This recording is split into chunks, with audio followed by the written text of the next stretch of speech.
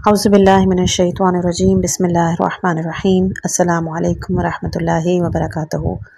یہ آڈیو کتاب عظیم اسلامی شخصیت حضرت ابوذر غفاری کی زندگی اور افکار پر مشتمل ہے کہ جسے معروف مفکر ڈاکٹر علی شریعتی نے قلم بند کیا ہے۔ آئیے اس فکری سفر کا آغاز کرتے ہیں۔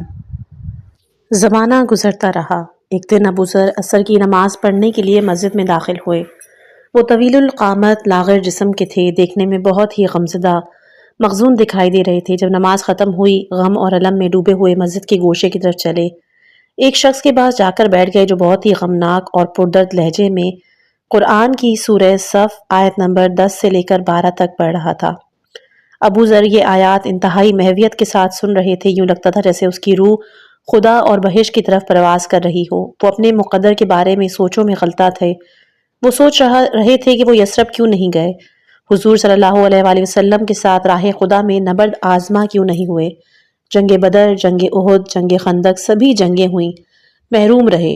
انہوں نے بڑے افسوسناک انداز میں سوچا کہ پیغمبر صلی اللہ علیہ وآلہ وسلم کے اصحاب تو میدان جنگ میں جانیں قربان کریں، پیغمبر کی نصرت کریں، ابوذر اپنے گھر میں آسودہ حالی کی زندگی بسر کریں، پیغمبر اپنے ہاتھوں سے خندق کھودیں اور ابوذر اپنے بستر میں آرام کر رہا ہو۔ یہ کیسے ہو سکتا ہے؟ تمام مومن اور مسلمان ہر لمحہ اسلام کی خاطر ہزاروں خونی مار کے سر کر رہے ہوں اور کسی وقت بھی موت کا سامنا کرنے سے گریزہ نہ ہوں، اور دوسری طرف ابوذر تنہا اپنی مسلمانی کے ساتھ عبادت خدا میں مشغول رہے، اپنے دل کو خوش رکھے۔ آخر کس چیز نے اس کو غفار میں رہنے پہ مجبور کیا؟ آخر وہ کون سا محرک ہے کہ جس نے اس کو اپنے مجاہد ساتھیوں، ایمانی بھائیوں سے جدا کر رکھا ہے؟ کچھ بھی نہیں۔ بس اب چلے جانا چاہیے، دشمن سے برسرے پیکار ہونا چاہیے، تاکہ یا تو فتح مند اور سر بلند ہو کر لوٹے یا پھر جام شہادت نوش کرے۔ اس کے گندمی اور لاغر چہرے پہ عزم و ہمت کے آثار نظر آ رہے تھے۔ اچانک وہ اٹھا اور گھر چلا گیا۔ اپنے بھائی انیس سے بڑے فیصلے کن انداز میں کہنے لگا، میں کل مدینے چلا جاؤں گا۔ کیا؟ تو وہاں پر بہت عرصہ رہے گا؟ کب واپس آئے گا؟ تو انہوں نے جواب دیا، اب میں واپس نہیں آؤں گا۔ تو انیس نے پوچھا کہ وہاں تو کیا کرنا چاہتا ہے؟ کہا، میں پیغمبر خدا صلی اللہ علیہ وآلہ وسلم کے ساتھ ملحق ہونا چاہتا ہوں اور پھر کبھی بھی ان سے جدا نہیں ہوں گا۔ میں مسجد میں ان اصحاب پیغمبر کے ساتھ رہوں گا کہ جن کا کل اثاثہ مسجد ہی ہے۔ تو مسلمان ہو گیا ہے، تو نے دین خدا کو قبول کر لیا ہے، بس تمہارے لیے یہ کافی ہے۔ اب تو اپنے قبیلے میں رہے، اپنا گھر بار نہیں چھوڑو۔ تمہارے گھر والوں کو ہر چیز سے زیادہ تمہاری ضرورت ہے، ان کا استحقاق سب سے زیادہ ہے۔ یہ جواب انیس نے دیا۔ انہوں نے کہا کہ مسلمانوں کے لیے پیغمبر صلی اللہ علیہ وآلہ وسلم کی اولویت جان و دل سے زیادہ ہے۔ اے انیس، زندگی کا جو حصہ اب تک ضائع ہو چکا ہے، میرے لیے بس وہی کافی ہے۔ پیغمبر صلی اللہ علیہ وآلہ وسلم نے جنگ بدر میں شرکت کی تو میں غفار میں تھا۔ جنگ احد کا معرکہ ہوا تو پیغمبر کے کچھ اصحاب شہید ہو گئے اور بلند درجات پہ فائز ہوئے۔ میں اپنے گھر کے چھوٹے سے کمرے میں خار پشت کی طرح دبک کے بیٹھا رہا۔ خندق کا واقعہ آیا تو بھی میں جہاد کرنے سے باز رہا۔ اے انیس، یہ سبھی عظیم اعزازات تھے جو میں نے اپنے ہاتھ سے کھو دیے۔ بس تو اپنے گھر والوں کے ساتھ زندگی بسر کر اور جس وقت تجھے جہاد کے لیے بلایا جائے چلے جاؤ۔ انہوں نے کہا، نہیں نہیں، خدا نے انسان کے سینے میں دو دلوں کی جگہ نہیں رکھی۔ اپنی جان کو تو میں نے خدا کو بخش دیا، دوسرے اب مجھے اس دنیا کی بے معنی چیزوں کی ہوس نہیں۔ بہترین چیز خوشنودی خدا اور رسول ہے۔ آخر کون سی چیز مجھے یہاں رہنے پہ مجبور کرتی ہے؟ بخدا میں ضرور یثرب چلا جاؤں گا، میرا خدا میری رہبری کرے گا۔ ابوذر نے سفر کا ارادہ کیا لیکن زیادہ سفر اپنے ساتھ نہیں لیا۔ انیس نے کہا، توشہ سفر تجھے راستے کے لیے درکار ہے، کیا وہ نہیں لوگے؟ کہا، اس راستے میں مجھے روٹی کا ایک ٹکڑا ہی کافی ہے۔ ابوذر یثرب میں محمد صلی اللہ علیہ وآلہ وسلم کے ساتھ مل گیا اور وہ سرچشمہ علم و دانش سے سیراب ہونے لگا۔ ان کی گفتگو اور اطوار کو اپنے لیے نمونہ عمل قرار دیتا، جود و احسان، نرمی و عطوفت اور بزرگی و عظمت میں مثال بنتا۔ ابوذر دن رات مسجد میں پیغمبر صلی اللہ علیہ وآلہ وسلم کی صحبت میں رہتا اور خدا کے حضور دعا اور مناجاتوں میں مستغرق رہتا، سوائے خدا کے کسی چیز کے بارے میں نہیں سوچتا تھا۔ وہ دنیا کی مال و دولت، حسن و جمال، جن لذتوں پہ لوگ مرتے تھے، ان کے حصول کے لیے سرگرم عمل رہتے تھے۔ ابوذر نے ان سب چیزوں سے منہ موڑ کے تقوی اختیار کیا تھا۔ راتوں کو بھی حضور صلی اللہ علیہ وآلہ وسلم کے ان دیگر اصحاب کی طرح کہ جن کا کوئی گھر بار نہیں تھا، مسجد کے چبوترے پہ سو جاتا۔ یہ جانبازوں کا گروہ ہمہ وقت حضور کی خدمت کے لیے مستعد ہو رہتا، اور جس وقت بھی اسلام کو مدد کی ضرورت پیش آتی یہ بڑے اشتیاق کے ساتھ لذائت دنیا کو ترک کر کے تلوار ہاتھ میں لیے پیش رہتے۔ جو ہی رات ہوتی پیغمبر صلی اللہ علیہ وآلہ وسلم ان لوگوں میں سے چند کو اپنے دوسرے اصحاب میں تقسیم کر دیتے اور ایک گروہ کو اپنے گھر لے جا کر کھانا کھلاتے۔ ابو ذر کا تعلق اسی گروہ سے تھا۔ اللہ تعالیٰ نے اس کو خوشبختی اور سعادت میں سرتاپا غرق کر رکھا تھا۔ خدا نے اس کے دل کے عقدے کھول کر اس کو عشق، سچائی اور یقین کی دولت سے مالا مال کر رکھا تھا۔ اس کی زبان سچ کہنے والی، اس کا ضمیر پاک و پاکیزہ، اس کے کان حق سننے والے اور آنکھیں بینا تھیں۔ وہ محمد صلی اللہ علیہ وآلہ وسلم کی باتیں سنتا، ان کو ذہن نشین کر لیتا اور پھر ان کو دوسروں کے سامنے نقل کرتے۔ جنگ کے زمانے میں بے جگری سے تلوار چلاتے، امن کے زمانے میں علوم و معارف کے حصول میں کوشاں رہتے۔ ایک دن عمر مسجد میں تھا اور ابو ذر کو دیکھا کہ ایک سیاہ روپوش اپنے گرد لپیٹ کر ایک کونے میں تنہا بیٹھا ہے۔ اس سے کہا کہ تو اکیلا کیوں ہے؟ کہا بیٹھ جاؤ، ہم نشین تنہا رہنے سے بہتر ہے اور تنہائی برے ساتھی سے بہتر ہے۔ جس مال کو تم بطور امانت رکھنا چاہو بہتر ہے کہ اس کو سیل کر لو، اس کا سیل کر لینا کسی پر بہتان تراشی سے بہتر ہے۔ ابو ذر عمر نے بات چیت شروع کر دی۔ لوگ گروہ در گروہ نماز مغرب کے لیے مسجد میں آتے رہے۔ بلال نے مغرب کی اذان کہی، پیغمبر بھی نماز پڑھنے کے لیے گھر سے باہر آئے۔ نماز کے بعد دو لوگ گروہ کی صورت میں پیغمبر کے گرد حلقہ باندھ کے بیٹھ گئے۔ وہ ان کی باتیں غور سے سن رہے تھے۔ ابو ذر بھی بیٹھ گئے اور اپنی نظریں حضور کے ہونٹوں پہ جمائے ہوئے تھے۔ گفتگو سننے لگے۔ نماز عشاء کے بعد مسجد میں لوگ بکھر گئے، صرف اہل صفہ باقی رہے تاکہ رات وہیں بسر کریں۔ پیغمبر صلی اللہ علیہ وآلہ وسلم بھی اپنے گھر چلے گئے اور اس کے اصحاب سو گئے۔ ابھی ایک تہائی رات گزری تھی کہ حضور صلی اللہ علیہ وآلہ وسلم اپنے گھر سے مسجد آئے اور ابو ہریرہ سے کہا، میرے ساتھیوں کو بلاؤ کہ میرے پاس آئیں۔ ابو ہریرہ ان میں سے ہر ایک کے سرہانے آیا، ان کو جگایا، ابو ذر کو بھی جگایا اور پھر سب کے سب حضور کے گھر گئے۔ انہوں نے اجازت چاہی۔ اجازت ملنے پہ اندر داخل ہوئے اور یہ تقریباً 30 افراد تھے۔ پیغمبر نے ایک غذا جو کہ جو سے تیار ہوئی تھی ان کے سامنے رکھی، اپنے ہاتھ کو ظرف غذا میں رکھ کے کہا، خدا کا نام لے کر شروع کرو۔ قسم اس ذات کی کہ جس کے قبضہ قدرت میں محمد کی جان ہے، محمد کے خاندان نے ایک رات بھی ایسی غذا نہیں کھائی ہے۔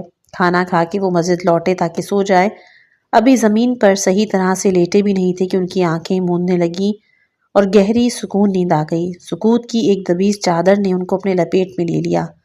ابو ذر نے ابھی اپنی پلکیں موندی ہی تھی کہ لباس کی سرسراہٹ کی آواز ان کے کانوں میں آئی۔ آنکھیں کھولی، خدا کے رسول کو دیکھا۔ وہ گھر سے مسجد کی طرف آ رہے تھے۔ ابو ذر اپنی جگہ سے سرمو نہیں، تجسس بھری نگاہوں سے خود اس طاق میں تھے کہ دیکھیں۔ اتنے میں کیا دیکھا کہ حضور محراب کی طرف گئے اور نماز کے لیے کھڑے ہوئے۔ اس نے اپنے کانوں سے اچھی طرح سنا کہ وہ گریہ و زاری کر رہے تھے۔ ابو ذر جس طرح خاک پہ لیٹے ہوئے تھے ویسے ہی چپکے چپکے دیکھتے رہے۔ پیغمبر رکوع اور سجود میں جاتے تو سورہ مائدہ کی 118 نمبر آیت پڑھتے۔ ان کی نظریں حضور پہ گڑی ہوئی تھیں۔ رکوع و سجود صبح تک جاری رکھا۔ بڑی حیرت ہوئی ابو ذر کو۔ اس کو یہ رمز جاننے کا والہانہ اشتیاق ہوا۔ جب رات گزر گئی اور اپنی نماز پڑھ چکے حضور تو ابو ذر آئے، پیغمبر کے برابر بیٹھے، کہنے لگے، اے رسول اللہ، یہ آیت صبح ہونے تک رکوع اور سجود میں پڑھتے رہے۔ میں نے خدا سے شفاعت چاہی جو کہ مجھے عطا ہوئی ہے۔ اگر وہ چاہے گا اب جو بھی شخص خدائے بزرگ کے ساتھ شریک نہ ٹھہرائے گا وہ اس سے فیضیاب ہوگا۔ ابو ذر کا ایک قول ہے کہ ہمارا اصل گھر اگلا گھر ہے جس میں ہم اپنا اچھا ساز و سامان آگے بھیج دیتے ہیں۔ زمانے کا چکر چلتا رہا۔ ابو ذر نے خندق کی بعد کی تمام جنگوں میں حضور صلی اللہ علیہ وآلہ وسلم کے ساتھ شرکت کی۔ بہت دلیر، شجاع، اکیلے ہی چل پڑتے تھے، بڑی بے جگری سے دشمن پر ٹوٹتے تھے۔ جنگ بنی لحیان ذی قرد میں پیغمبر کے ساتھ ساتھ تھے۔ 6 ہجری میں پیغمبر بنی المطلق سے جنگ کرنے کے لیے مدینے سے باہر تشریف لے گئے۔ ابو ذر کو مدینے میں اپنا جانشین مقرر کیا۔ یہ اس کی شخصیت پر پیغمبر کے اعتماد کی علامت ہے، اور ابو ذر نے واقعی پیغمبر کی نظر میں ایک بہت ہی ممتاز مقام پیدا کیا تھا۔ جب بھی وہ موجود ہوتے، ان سے گفتگو کرتے، ان کی عدم موجودگی میں ان کے بارے میں استفسار کرتے۔ ایک دن ابو ذر پیغمبر صلی اللہ علیہ وآلہ وسلم کے پاس آئے تو وہ سو رہے تھے۔ ایک سفید کپڑا انہوں نے اپنے شانے پہ ڈال رکھا تھا۔ ابو ذر نے آ کے جگایا، پیغمبر کی نظر ان پہ پڑی، کہا کہ جو شخص لا الہ الا اللہ کہے گا اس کا خاتمہ بالایمان ہوگا اور وہ لازمی طور پر بہشت میں جائے گا۔ اگرچہ اس نے زنا اور چوری کا ارتکاب بھی کیا ہو، پیغمبر نے تاکیداً 3 مرتبہ یہ جملہ کہا۔ ابو ذر کو بہت تعجب ہوا، اس نے ایک مرتبہ پھر تصدیق کی تو حضور نے اسبات میں جواب دیا۔ ابو ذر سوچ میں ڈوب گئے، پھر وہ مسجد کی طرف گئے۔ جب داخل ہوئے تو پیغمبر نے ابو ذر سے کہا، ابو ذر اپنا سر اٹھاؤ۔ ابو ذر نے سر اٹھایا، ایک شخص کو دیکھا جس نے بہت عمدہ لباس پہن رکھا تھا۔ چند قدم وہ دور ہوئے تو پھر پیغمبر نے کہا، ابو ذر نے سر اٹھایا۔ ایک آدمی وہ دیکھا جو بوسیدہ لباس میں ملبوس تھا۔ پیغمبر نے کہا، اے ابو ذر، یہ ایک بندہ خدا کی بارگاہ میں دوسرے بندگان خدا کی نسبت مقرب ترین ہے۔ ابو ذر کی زندگی مسجد میں ہی بسر ہوئی۔ اس دوران ابو ذر ذر کے ساتھ رشتہ ازدواج میں منسلک ہوئے۔ ذر بھی پیغمبر صلی اللہ علیہ وآلہ وسلم کے بزرگ صحابہ کے خاندان سے تھی۔ وہ اپنے نیک شوہر کے ساتھ تمام سختیوں اور مصائب میں شریک رہیں۔ اس طرح جو عز و شرف ابو ذر کے حصے میں آیا، اس میں بھی وہ برابر کی شریک تھی۔ ابو ذر نے شادی کے بعد اصحاب صفہ کے ساتھ زندگی بسر کرنا ترک کی۔ اس نے اپنی سکون کے لیے مدینے سے باہر ایک ٹیلے پہ ایک چھوٹا سا خیمہ لگایا۔ یہیں سے اب ان کی زندگی کا دوسرا رخ شروع ہوتا ہے۔ فطرتاً صحرا پسند تھے۔ بازمت روح شہر کی محدود اور پیچیدہ زندگیوں کے حصار میں نہیں سما سکتی تھی۔ ان کا دل چاہتا تھا کہ ہمیشہ اپنی نگاہیں دور دراز افق پہ جما کے رکھیں تاکہ اس کے پیش نظر ہمیشہ وسیع و عریض اور صاف ستھرا بیابان رہے۔ تنہائی کے عادی تھے، اکثر ٹیلے پر اپنے خیمے کے آگے بیٹھتے تھے۔ صحرا کے پہناؤ میں ہمیشہ رہنے والے سکوت میں جستجو کرتے تھے۔ اس کو آنے والے پرشکوہ کل کا انتظار تھا۔ مہم سے افکار میں کھوئے رہتے تھے۔ غروب آفتاب کا اداس منظر، ہستی مسکراتی صبح ان کے لیے انتہائی دلچسپ اور قابل دید ہوتی تھی۔ اس وقت ان کی سوچوں کا طائر آسمان کی بے کرا وسعتوں میں پرواز کرتا تھا۔ وہ اپنے تاریک اور تلخ ماضی کے بارے میں، اپنے خاندان اور قبیلے کے متعلق، نئی تحریک اسلامی کے موجودہ کیفیت کے حوالے سے، دعوت اسلام کے روز بروز پھیلتے ہوئے دائرے کے حوالے سے سوچا کرتے تھے۔ جب وہ ٹیلے کی بلندی سے مدینے کی طرف دیکھتے تو محمد کی قیادت میں مسلمانوں کی انتھک کوششیں ان کو نظر آتی۔ صحرا کی خاموشیوں میں ڈوب جاتی تو غلامی کی زنجیریں ٹوٹنے کی آوازیں آتی۔ وہ اپنے کانوں سے سنتے جیسے عرب قوت اسلام کے بلبوتے پر ایران اور روم جیسی سپر پاور کے شکنجے سے آزادی حاصل کر چکا ہے اور اب وہ حریت اور آزادی کے گیت گا رہا ہے۔ ایک دن ابو ذر کا ایک دوست ان کے گھر آیا۔ ارد گرد دیکھتا رہا مگر اس کو اس خیمے میں کچھ بھی نظر نہ آیا۔ بڑی حیرت سے ابو ذر کی طرف رخ کر کے کہا، ابو ذر تمہارے گھر کا سامان کہاں ہے؟ کہا، ہمارا ایک دوسرا گھر بھی ہے، اپنے اثاثے کا بہترین حصہ ہم وہاں بھیج دیتے ہیں۔ جب تک تو یہاں ہے تجھے اثاثہ یہاں بھی رکھنا چاہیے۔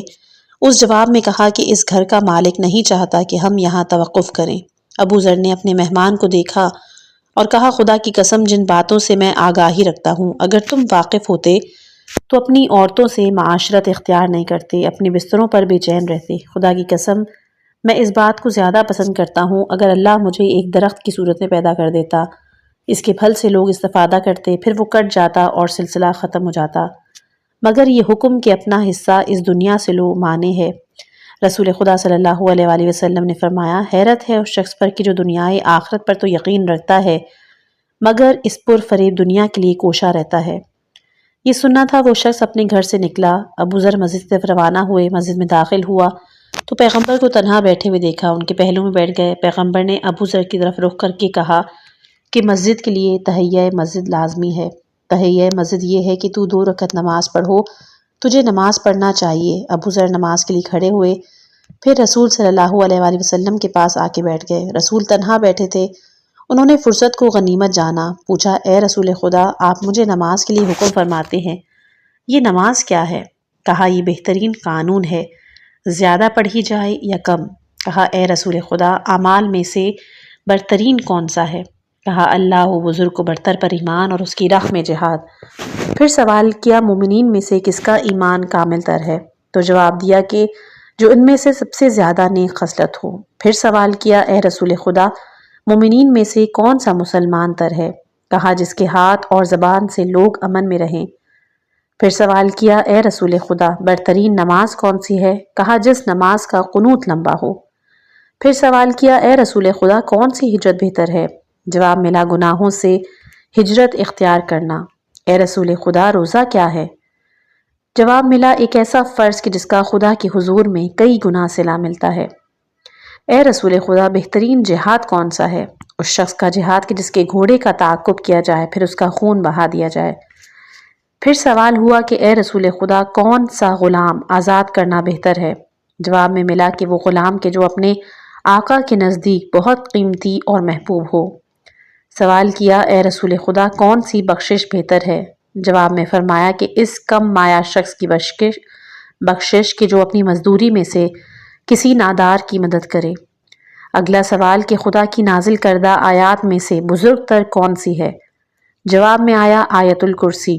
اے ابو ذر، 7 آسمان کرسی کے مقابلے میں ایک ایسے حلقے کی طرح ہیں جو کسی صحرا میں پھینک دی گئے ہوں۔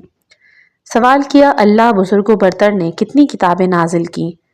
رسول فرماتے ہیں 104 کتابیں، شیس پر 50 صحیفے، اخنو پر 30 صحیفے، ابراہیم پر 10 اور توریت سے پہلے موسیٰ پر بھی 10 صحیفے، اس کے بعد توریت، انجیل، زبور اور قرآن کو نازل کیا۔ سوال تھا اگلا کہ اے رسول خدا، ابراہیم کے صحیفے کون سے ہو گزرے ہیں؟ کہا یہ سب پند و حکمت پر مشتمل تھے، مثال کے طور پر کہ اے دنیا سے دھوکہ کھانے والے بادشاہ جو کہ اپنے آپ میں مست ہے اور دوسرے لوگوں کی دوش پر سوار ہے، تو میں اس بات پر آمادہ کر رہا ہوں کہ میری طرف سے یعنی میری نیابت میں مظلوم کی داد رسی کرو۔ اس کے علاوہ اور بھی پند و موعظت کی باتیں اس صحف ابراہیمی میں موجود تھیں۔ اگلا سوال تھا اے خدا کے رسول، حضرت موسیٰ علیہ السلام کے صحیفے کون سے ہو گزرے ہیں؟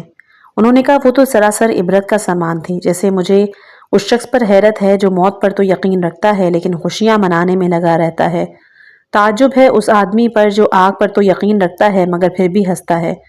مجھے اس شخص کا عمل درجہ حیرت میں ڈالتا ہے جو تقدیر پر تو ایمان رکھتا ہے مگر اس کے باوجود زحمت اٹھاتا ہے اور حیرت میں ڈالتا ہے اس بندہ خدا کا عمل کہ جس کی نظر دنیا پر ہے مگر اس کے باوجود وہ اپنے اہل و عیال کے ساتھ اس کی رنگا رنگینیوں میں لگا رہتا ہے، پھر مطمئن بھی رہتا ہے، اور میں متحیر ہوتا ہوں اس شخص پر کہ جس کے آنے والے کل پر ایمان تو ہے مگر وہ عمل نہیں کرتا۔ پھر آخر میں انہوں نے کہا کہ یا رسول اللہ، مجھے وصیت کیجیے۔ رسول فرماتے ہیں میں تجھے تقوی کی وصیت کرتا ہوں، وہ سب سے بڑھ کر ہے۔ اے خدا کے رسول، مجھے مزید عقل و دانش کی باتیں بتائیں۔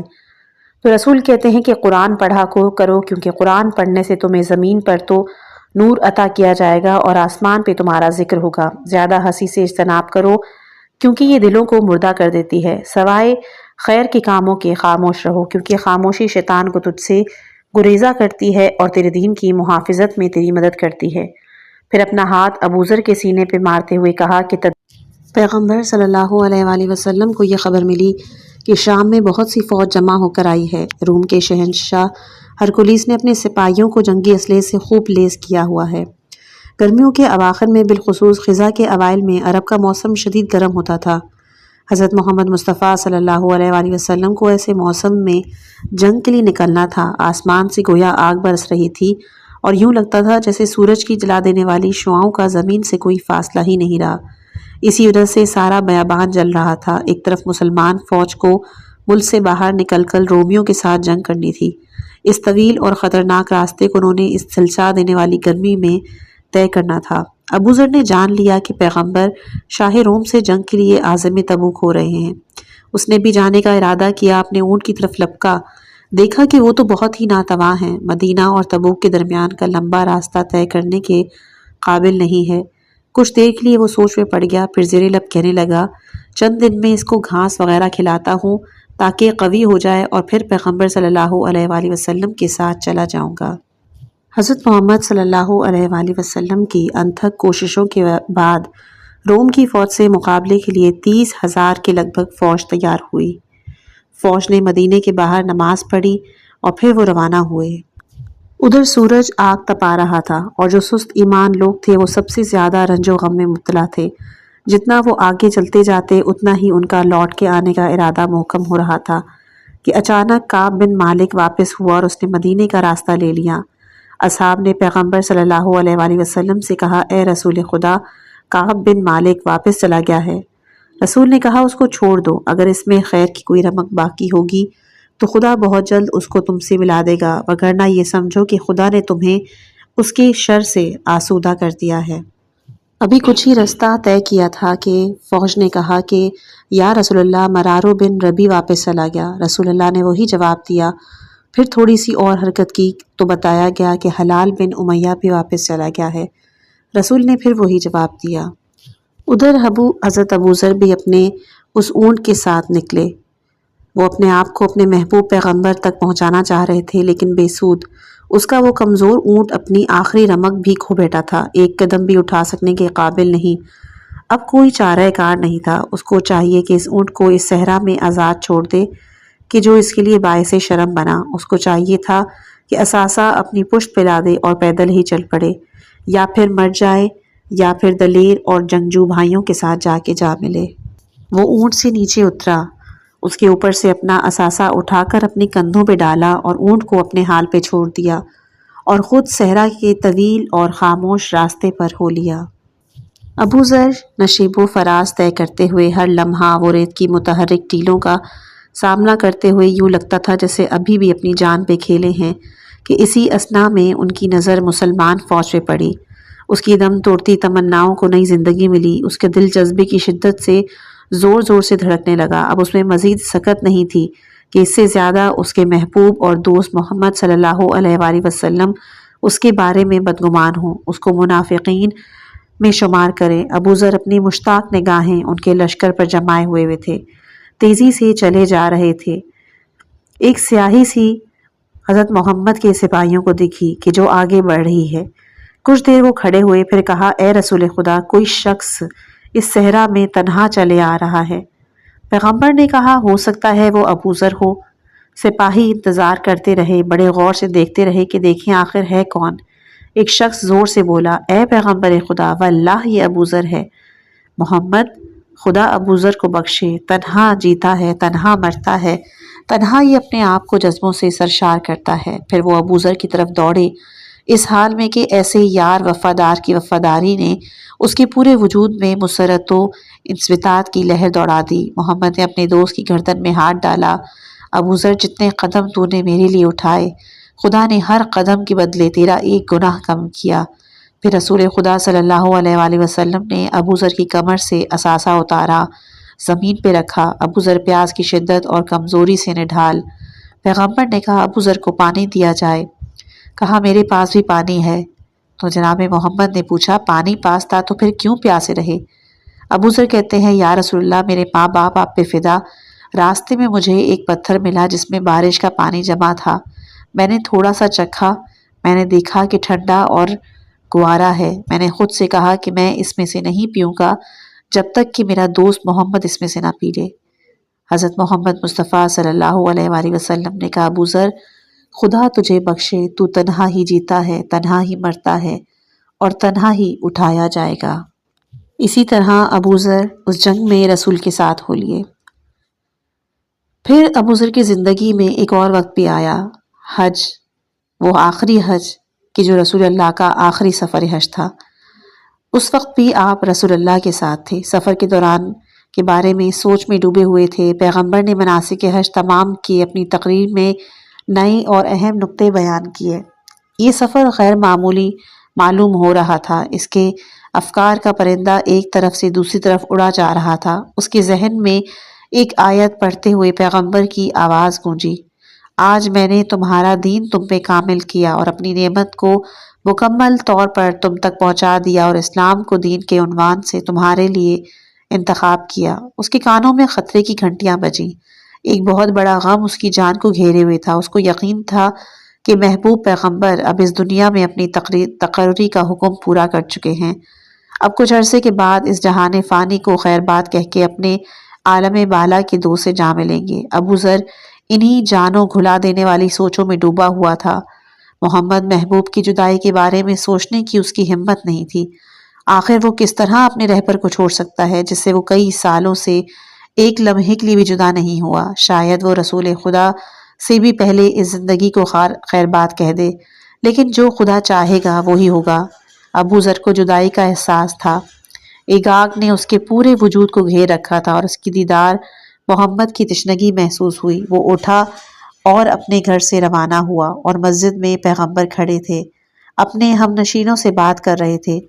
وہ بھی سراپا گوشت تھے۔ اسی دوران انصار کے 2 افراد آئے، دیکھا پیغمبر اصحاب میں گھرے ہوئے ہیں۔ ایک نے دوسرے سے کہا کہ ان ساتھیوں کو دیکھو، ہمیشہ یہ اکٹھے ہوتے ہیں، بہت کم ہی ایسا ہوا ہے کہ ان میں سے کوئی کم ہو۔ یہ اس کے قریبی اور گہرے دوست ہیں، تم دیکھ نہیں رہے آج ان میں سے ایک کم ہے؟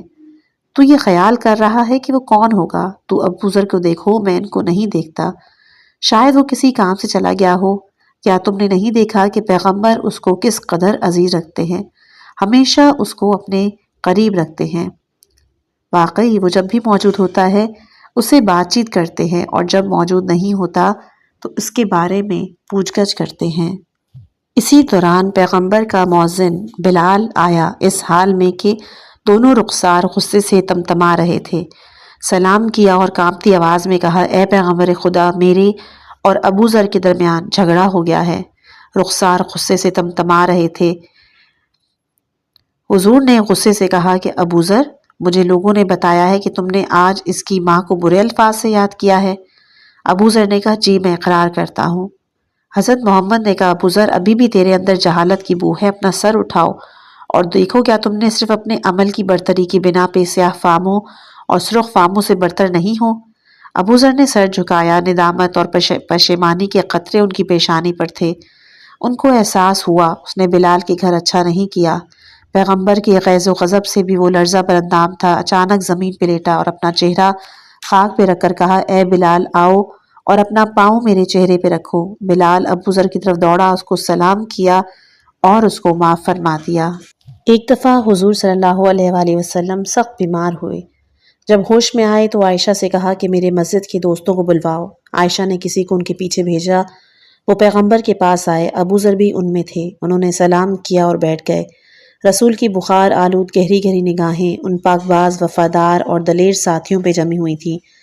فرمایا، تم پہ آفرین ہو، تم پر خدا کا درود و سلام ہو، خدا تمہیں بخش دے، خدا تمہاری حفاظت کرے، خدا تمہیں روزی عطا کرے، خدا تمہیں فائدہ دے، خدا تمہیں قوت بخشے، خدا تمہارا نگہبان ہو۔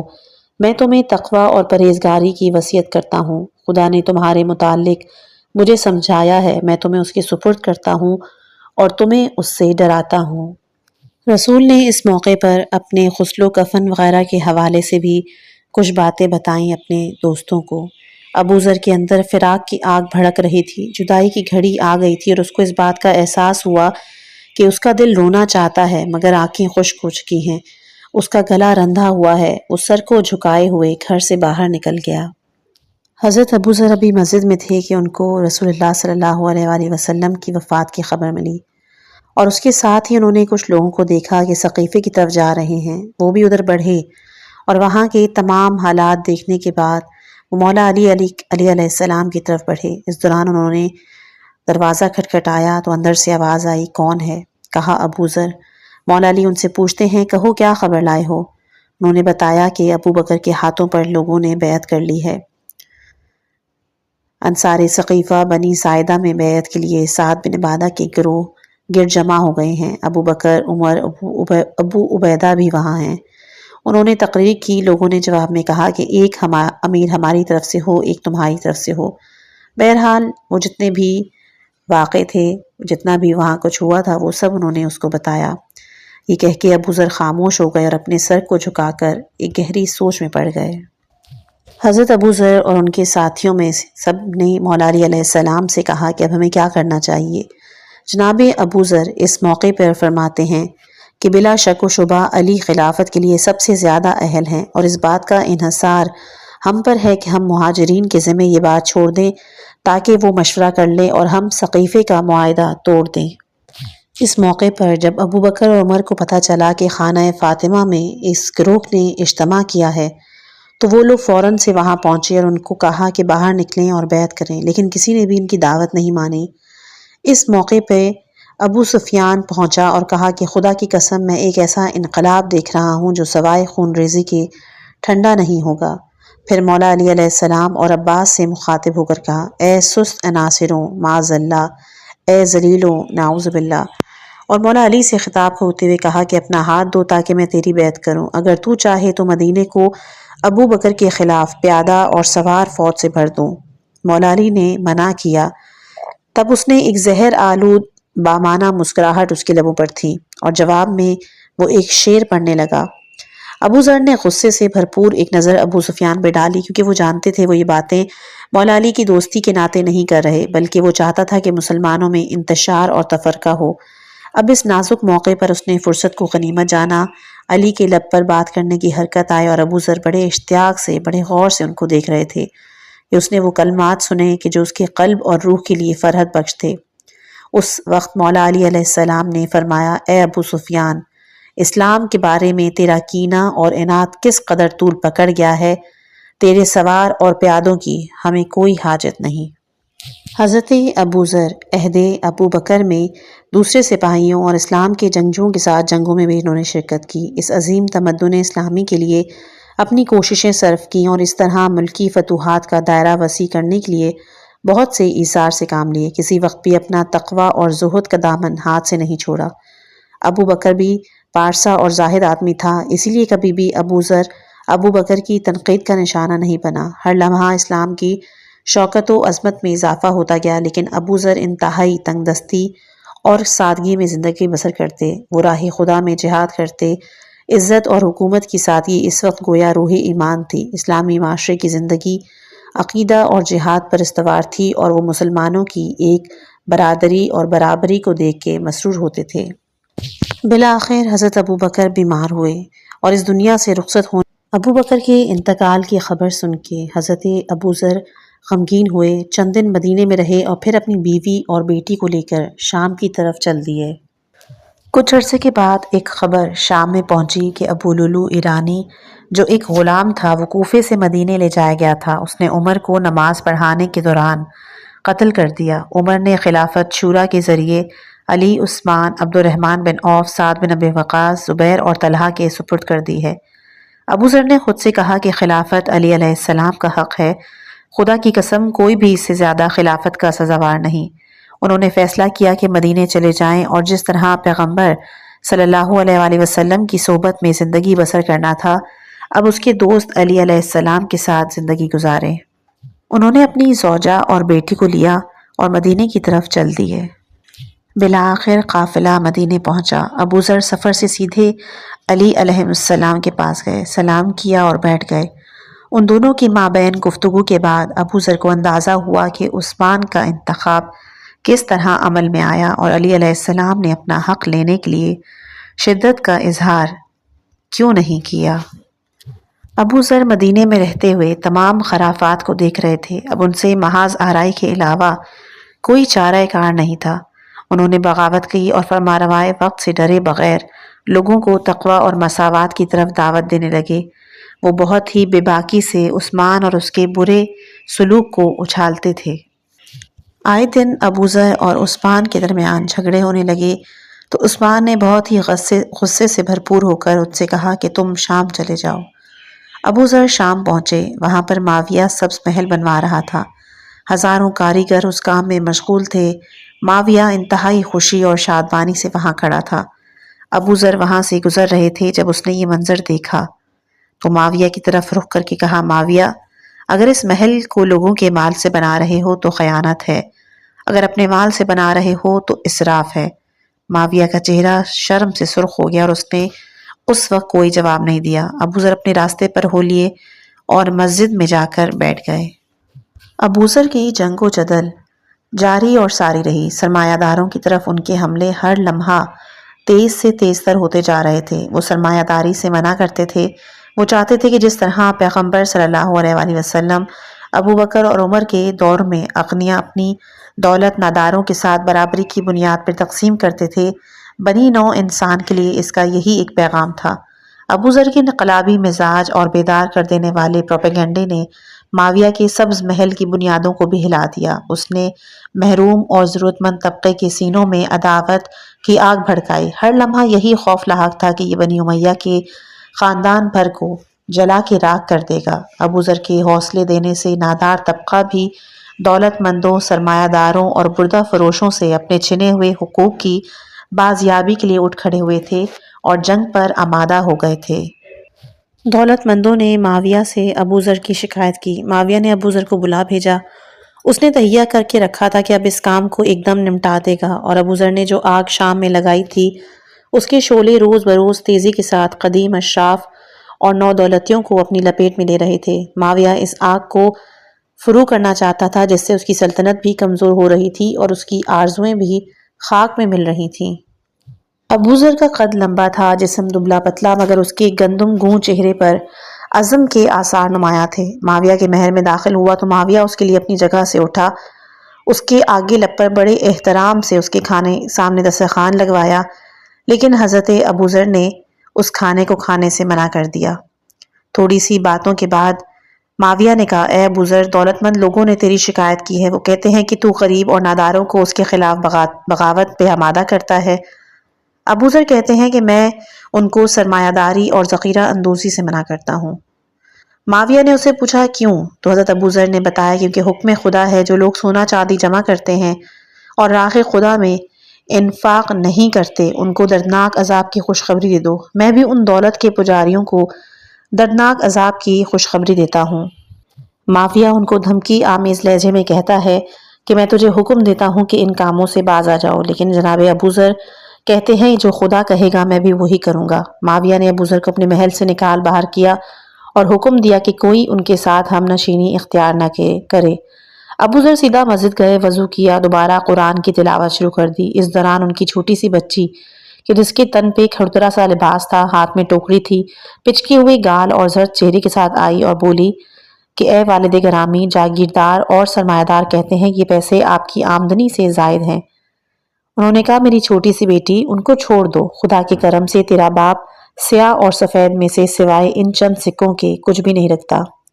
اس کے بعد منادی نے لوگوں کو نماز جمعے کے لیے بلایا اور وہاں پر معاویہ ممبر پہ آیا۔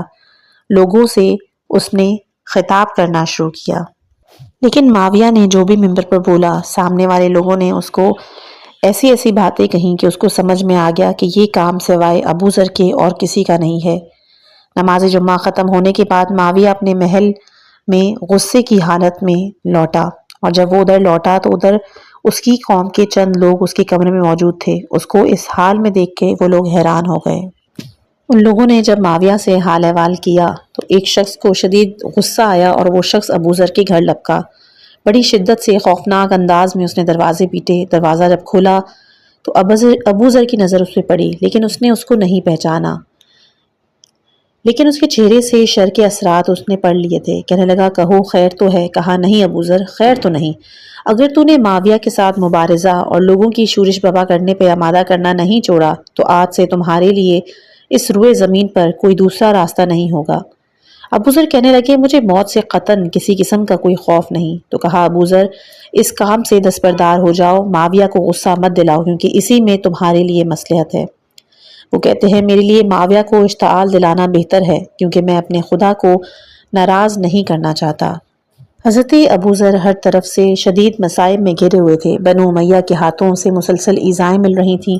اس کی تنخواہ کا سلسلہ بھی ختم ہو چکا تھا۔ ان کا دباؤ روز بروز بڑھتا جا رہا تھا، مگر ابو ذر نہ صرف ایک لمحے کے لیے بھی اس جنگ میں سست نہیں ہوئے، بلکہ زرپرستوں کے خلاف اپنا جدال تیز تر کر دیا اور وہ معاویہ کو کھلم کھلا برا کہنے لگے۔ معاویہ نے سوچا کہ کوئی تدبیر سوچی جائے۔ بنی امیہ کی سلطنت کو ایک بہت بڑی مہم درپیش تھی۔ حاکم طبقے کے لیے ایک بہت بڑا خطرہ دھمکی کا کام کر رہا تھا۔ معاویہ نے اپنے افکار کو رگڑا، حتیٰ کہ اس میں سے بجلی کا ایک گوندا لپکا، جس نے ابو ذر کی طرف سے ہونے والی تبلیغات کے تاریک ماحول کو روشن اور منور کر دیا، اور آخر کار اس نے ایک اطمینان بخش راستہ نکال لیا، اور اس کا خیال تھا کہ وہ بہت جلد اپنے ہدف کو پالے گا، اور اس نے اپنے ارادے کو محکم کیا۔ معاویہ نے اپنا تیر اپنے کسی خادم کے ذریعے چلایا تو صحیح، لیکن اس کو یقین ہو گیا کہ وہ ٹھیک نشانے پہ نہیں لگا، اور اس کا جو تیر تھا جو معاویہ کے لیے چلایا گیا تھا وہ خطا ہو چکا ہے۔ اس کے بعد جناب ابو ذر شام کو چھوڑ کے دوبارہ مدینے کی طرف چلے آئے۔ اب ابو ذر کی نئے سرے سے اپنے مشن کا آغاز کیا۔ دولت مندوں پر اس کے حملات پہلے سے بھی زیادہ شدید تر ہو گئے تھے۔ وہ یہی کہتا تھا کہ لوگوں کا مقام برابر ہے، طبقاتی اختلافات دور ہوں۔ عثمان سے جناب ابو ذر کی موجودگی مدینے میں بھی برداشت نہیں ہوئی، تو عثمان نے ابو ذر کو ربضہ لے جانے کے لیے مروان کو مقرر کیا اور ایک عام حکم دیا کہ کوئی بھی شخص ان کی مشایت کے لیے نہیں جائے اور اس کے راستے میں اس کا ساتھ بھی نہیں دے۔ ابوذر اور مروان سوار ہو کے چل پڑے۔ لوگوں نے بھی عثمان کے حکم کے مطابق ان سے کنارہ کشی اختیار کی۔ ادھر مولا علی علیہ السلام کو جب ابوذر کی جلا وطنی کے بارے میں پتہ چلا تو بڑی شدت سے روئے، حسرت بھرے لہجے میں کہنے لگے، پیغمبر کے وفادار دوست کے ساتھ یہ لوگ کیا سلوک کر رہے ہیں؟ پھر وہ خود حسن و حسین، اپنے بھائی عقیل، عبداللہ ابن جعفر اور عمار یاسر کے ساتھ ابوذر کے پیچھے پیچھے روانہ ہوئے۔ وہ شہر سے باہر نکلے تو بہت جلد ابوذر تک پہنچ گئے۔ چلتے چلتے علی ابوذر سے آگے آ گئے تاکہ اس سے بات کر سکیں۔ مروان بیچ میں ٹپک پڑا اور کہا کہ امیر المومنین نے ابوذر کی مشایت اور راستے میں ساتھ دینے سے منع کیا ہے، اگر تو نہیں جانتا تو اب جان لے۔ مولا علی علیہ السلام نے اس پر کوئی توجہ نہیں دی۔ مروان پھر ان کے آگے آیا۔ مولا علی نے کوڑا اس کے اونٹ کے سر پہ مارا اور کہا، ایک طرف ہو جاؤ، خدا تجھے جہنم کی آگ میں ڈالے۔ مروان نے مولا علی علیہ السلام کو غصے میں اور مضبوط ارادے کے ساتھ دیکھا تو اپنے اونٹ کی لگام پکڑ کر پلٹا اور ابوذر کو ان کے پاس چھوڑ کر داد چاہنے کے لیے شہر کی طرف ہو لیا۔ وہ دونوں ایک دوسرے کے گلے لگے، آنکھوں میں آنسو آئے۔ کہنے لگے، ابوذر نے کہا کہ میں جب بھی آپ کو حسن و حسین کو دیکھتا ہوں تو مجھے پیغمبر کی یاد آتی ہے۔ مدینے میں آپ کی محبت کے علاوہ میرے لیے کوئی سامان نہیں تھا۔ میں مدینے اور شام میں عثمان اور معاویہ کے کاندھوں پر ایک بار تھا۔ عثمان چاہتا تھا کہ میں اس کے اور اس کے معاویہ ماموں ذات کے پاس نہ رہوں، مبادا وہاں ان کے لیے فساد کا باعث بنوں۔ انہوں نے مجھے اس جگہ پر بھیج دیا۔ مولا علی علیہ السلام اس بوڑھے اور باوفا دوست کو لق و دق صحرا میں تنہا چھوڑ رہے تھے اور اس بدبختی کے حوالے کرتے ہوئے غمگین لہجے میں بولے کہ ابوذر، تو خدا کی خاطر رنج و غم سہ رہا ہے، بس تو جس کے لیے کر رہا ہے اس سے امید رکھ۔ یہ لوگ اپنی دنیا کی خاطر تجھ سے خوفزدہ ہوئے ہیں، تو اپنے دین کے لیے ان سے ڈرا جس چیز سے تو ان کو باز رکھتا تھا، وہ اسی کے نیازمند ہے۔ اس کے بعد حسن و حسین کی طرف رخ کر کے کہا، میرے بیٹوں، اپنے چچا کو خدا حافظ کہہ لو۔ عقیل، اپنے بھائی کو وداع کرو۔ جب وہ ابوذر کو خدا حافظ کہہ کے لوٹے تو ہر جگہ پر ایک سناٹا اور غمناک تاریکی چھائی ہوئی تھی۔ معاویہ کو جب جناب ابوذر کے جلا وطن ہونے کی خبر ملی تو اس نے یہ فیصلہ کیا کہ ان کی بیوی اور بچوں کو بھی ان کے پاس بھیج دیا جائے۔ ذر کو بھی اب ربضہ پہنچا دیا گیا تھا۔ اس نے اپنے شوہر کو دیکھا کہ بیابان میں ایک مسجد بنا رہے ہیں۔ حج کا جب موسم آیا تو ربضہ میں لوگوں کا آنا جانا بہت زیادہ ہو گیا تھا۔ جو حجاج ربضہ سے گزرتے تھے وہ مسجد ابوذر میں نماز پڑھتے تھے، پھر اس بزرگ صحابی کے پاس بیٹھ کر بات چیت کیا کرتے تھے اور وہ احادیث کے جو انہوں نے رسول صلی اللہ علیہ وآلہ وسلم سے سنی ہوئی تھی وہ سنا کرتے ہیں۔ کافی حجاج آتے تھے اور چلے جاتے تھے۔ ابوذر اور اس کی بیوی ربضہ میں رہتے تھے۔ وقت کی گاڑی چلتی رہی اور ان واقعات کو آنے والوں کے لیے لے جاتی رہی۔ ابوذر دن رات خدا کے حضور گڑ گڑاتے تھے۔ اس وسیع و خاموش صحرا میں خدا کو اپنے قریب تر محسوس کرتے تھے۔ انہوں نے عثمان سے خانہ کعبہ کی زیارت کی اجازت مانگی اور بالآخر اجازت کے بعد ان کا سفر حج کے لیے تھا۔ اور جب ابوذر نے حج مکمل کیا اور جب واپسی کی طرف لوٹے یعنی ربضہ کی طرف لوٹے تو اب یہاں سے ان کی زندگی کا ایک غمگین دور شروع ہوتا ہے۔ بدحالی کی وجہ سے انتہائی اذیت میں ان کی بیوی، بیٹی، بیٹا سب بھوک سے بے حال ہے۔ ان تمام سختیوں اور مشقتوں کے مقابلے میں لیکن ان کو یہ اطمینان تھا کہ یہ ساری پریشانیاں، صعوبتیں وہ راہ خدا میں غریب اور ناداروں کی آزادی کی خاطر جھیل رہے ہیں۔ ان کی زندگی مشکل سے مشکل تر ہوتی جا رہی تھی، یہاں تک کہ آخر کار ان کی بیٹی نے اپنے باپ کے سامنے بھوک سے بلبلاتے ہوئے جان دے دی۔ کچھ ہی عرصے کے بعد اس کے بیٹے نے بھی بھوک سے جاں بلب ہو کر اپنی جان دے دی۔ اس کی ماں بد نصیب اس کے ساتھ بیٹھی رو رہی تھی۔ ابوذر جتنی بھی سختیاں برداشت کرتا تھا اتنا ہی خود کو خدا کے نزدیک تر پاتا تھا، اور اس لمحے اس کو یہ احساس ہوا کہ سب سے زیادہ آج اس کو خدا اپنے اندر اور وہ خود کو خدا کے اندر محسوس کر رہا تھا۔ کچھ عرصے کے بعد حضرت ابوذر کی بھی طبیعت خراب ہوئی۔ انہوں نے اپنی بیوی سے کہا کہ میں نے پیغمبر صلی اللہ علیہ وآلہ وسلم سے سنا تھا کہ وہ ایک گروہ سے مخاطب تھے، کہہ رہے تھے کہ تم میں سے ایک بیابان میں مرے گا اور مومنین کا ایک گروہ اس کے مرنے کے وقت اس کے پاس حاضری دے گا۔ اب وہ تمام گروہ والے آبادیوں میں کوچ کر گئے ہیں ماں سوائے میرے، تو میں ہی ہوں کہ جو بیابان میں مروں گا۔ خدا کی قسم نہ میں جھوٹ بول رہا ہوں اور نہ مجھے جھوٹ کہا گیا ہے۔ اٹھو اور راستے پر نظر ڈالو، دیکھو تو صحیح۔ اس کی بیوی کہنے لگی، میں کہاں دیکھوں؟ حاجی تو سب جا چکے ہیں، راستے تو سب بند ہو چکے ہیں۔ ابو ذر کہتے ہیں دیکھو اگر تمہیں کوئی نظر نہ آئے تو یہ میری ابا میرے جسم کی گرد لپیٹ دو اور مجھے سر راہ رکھ دینا، پھر جو قافلہ سب سے پہلے یہاں سے گزرے گا اسے کہنا کہ یہ ابو ذر پیغمبر کا دوست ہے کہ جو یہاں مر گیا ہے، آؤ اس کی تدفین میں میری مدد کرو۔ اس کی بیوی کبھی ٹیلے کے اوپر چڑھتی، کبھی صحرا میں دور دور تک نگاہیں دوڑاتی کہ اتنے میں وہاں کوئی آیا۔ ایک سوار کہنے لگا اے کنیز خدا تجھے اس ویرانے میں کیا کام؟ وہ کہتی ہے ایک مسلمان شخص مر رہا ہے، اس کی تدفین کرو، خدا سے اجر پاؤ۔ پوچھا وہ کون ہے؟ کہا وہ ابو ذر ہے۔ کیا پیغمبر کا دوست؟ کہتی ہے ہاں۔ وہ شخص کہتا ہے کہ ہمارے ماں باپ تجھ پہ فدا ہوں اے ابو ذر۔ بڑی تیزی سے خیمے کی طرف بڑھے۔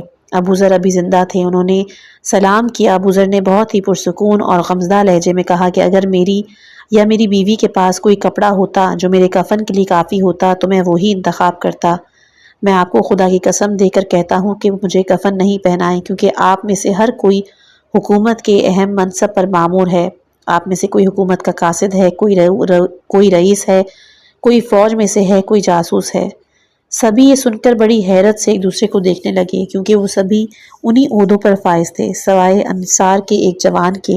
وہ کہنے لگا امو جان، میں آپ کو اس لباس میں کہ جو میرے تن پر ہے، یا پھر اس پوسیدہ کپڑے میں جو چلتے وقت میری ماں نے مجھے دیا تھا کہ میں کفن پہنا دیتا ہوں۔ تب انہوں نے کہا کہ ہاں تم میری تکفین کرنا۔ جب ابو ذر اپنے کفن دفن کے مسائل سے آسودہ خاطر ہوئے تو بڑے ہی اطمینان کے ساتھ اپنی آنکھیں موند لیں۔ اب اس غمناک داستان اور ابو ذر کی قابل فخر زندگی کا خاتمہ ہوا۔ ان کو غسل و کفن دیا گیا، نماز پڑھی گئی اور ایک پتھر کے کنارے صحرا کی نرم ریت کے نیچے ان کو سپرد خاک کر دیا گیا۔ حضور صلی اللہ علیہ وآلہ وسلم نے سچ فرمایا تھا، وہ تنہا زندگی گزارتا ہے، تنہا مرتا ہے اور کل روز قیامت تنہا ہی اٹھائے۔ اس کتاب کی یہ آڈیو پیشکش یہیں پر اختتام پذیر ہوتی ہے۔ اللہ تعالی ہمیں حضرت ابو ذر غفاری کی سچائی، قربانی اور عدل کے راستے پر چلنے کی توفیق عطا فرمائے۔ ہمیں حق بات کہنے اور اس پہ ڈٹ جانے کا حوصلہ دے، چاہے حالات جیسے بھی ہوں۔ آمین یا رب العالمین۔ اپنی خاص دعاؤں میں یاد رکھیے گا۔ والسلام علیکم ورحمۃ اللہ وبرکاتہ۔